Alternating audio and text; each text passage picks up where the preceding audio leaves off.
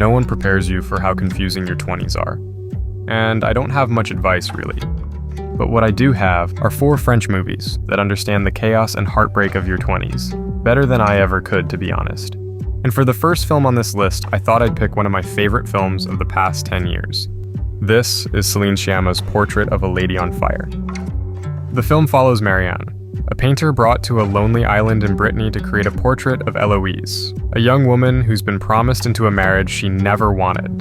Marianne is meant to paint her in secret, memorizing her face during their walks, and pretending she's only there to keep Eloise company. And little by little, in these small pockets of privacy, these 2 women grow closer, almost in spite of themselves. But what makes this film cut so deeply for me is how openly and honestly Sciamma speaks about autonomy. You see it in Eloise mainly, who feels like her life is closing in around her, and is clearly trying so hard to hold on to whatever scraps of choice she has left. Next up is a film that perfectly captures that strange moment of flux after a breakup, where life just seems to change so quickly. This is Eric Romer's The Green Ray. The film follows Delphine, a young woman drifting through a summer she never asked for, and after a breakup derails her holiday plans.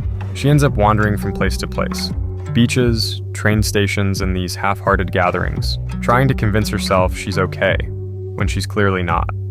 Next up is this genuinely heartbreaking portrait of the cost of freedom.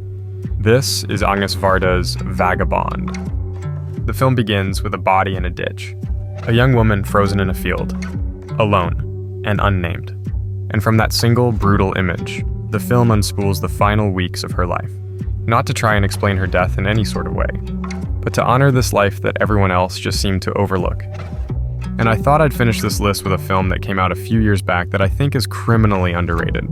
This is Mia Hansen-Løve's Bergman Island. The film follows a filmmaking couple who travel to Faro, hoping that being surrounded by Bergman's work will help inspire them in some way. They spend their days writing in separate rooms, taking long walks across the island, and trying to stay connected while both of them quietly drift into their own thoughts. But what makes this film so interesting to me is that the couple are a lot older than the characters she's writing about.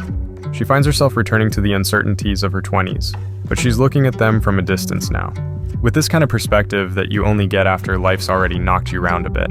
And as her script unfolds, you can feel the way her younger characters understand emotions she can still recognize, even if she doesn't live inside them anymore. And I think that just sums this whole thing up, really.